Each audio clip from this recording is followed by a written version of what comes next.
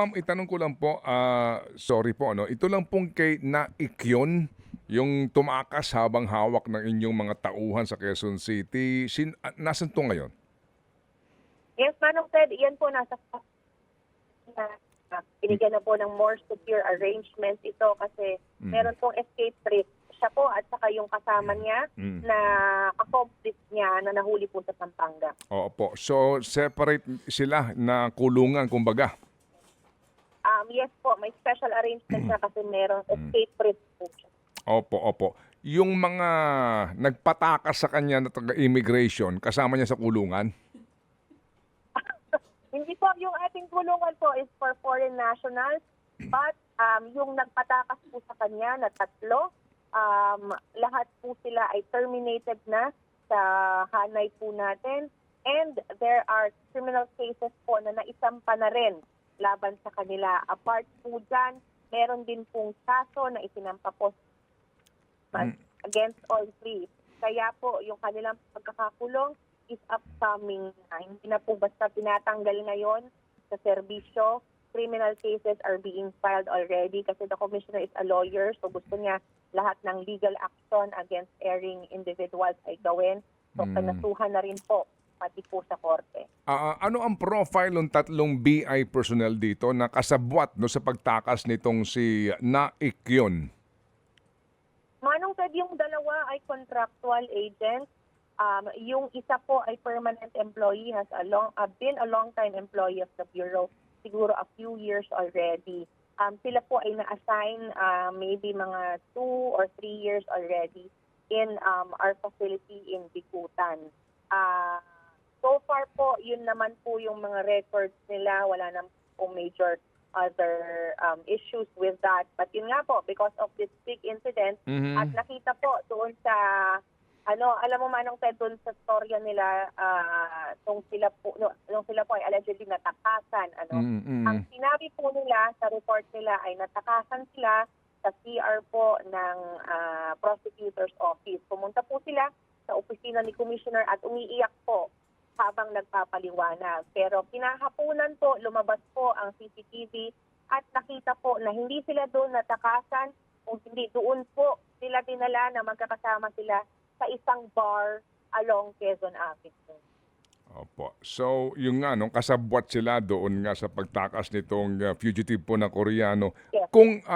kung kaninyo contractual at isa ay regular, paano nyo po nasabi na dismissed na sa serbisyo gayong meron pong due process? Kasi yun doon sa airport ngayon, sa Tanimbala issue, yun po sinasabi, kahit na contractual, may due process. Hindi ko ho naman sa hindi po sa kinakampihan natin to. Yes. Pero paano niyo po nasabi na tinanggal na ito? As in, ano po ang report ng inyo pong, kumbaga, HR dyan? Pwede bang gawin yon?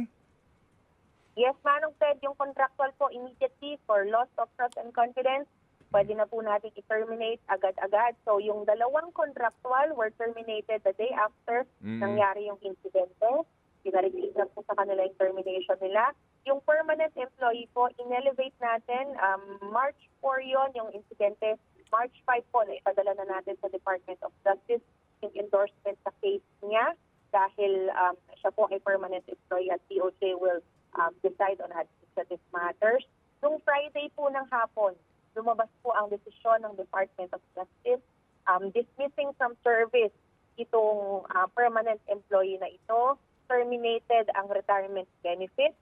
Tanggal din po yung kanyang perpetual disqualification for holding public office. At ongoing din yung criminal and ombudsman. Okay. Kumanta ba itong South Korean fugitive kung magkano binayad nila? Hindi po siya nagsabi specifically, pero meron po siya mga binabanggit na individual.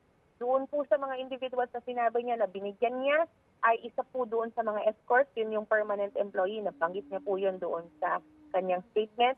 At meron siya mga binabanggit na iba pang individuals na ang sinabi niya, binayaran niya rin para mag-file ng kaso laban sa kanya. That's why we also think, Manong Ted, na yung pending case na dito sa Pilipinas, yung Estafa case, is a frivolous case that was filed against him para po mapatagal lang yung pananatili niya dito sa Pilipinas. Yun. So, meron pa siyang binayaran na taga-bureau para lang magsampa ng ano sa kanya, kaso?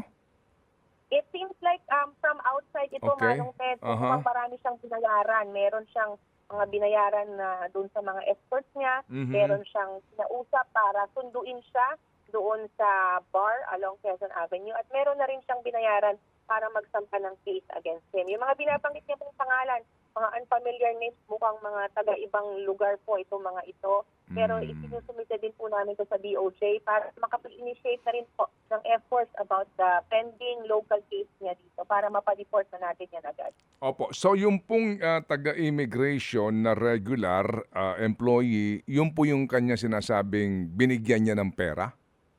Yes, Opo. nabanggit niya po yun nung siya po Opo. ay kinausap ng mga tauhan natin. Opo. Nabanggit ba kung magkano? Hindi po niya binanggit, may mga sinasabi po siyang figures, pero parang hindi malinaw po kasi ang sinasabi niya malaki ang ginayad niya doon sa nagkaso sa kanya.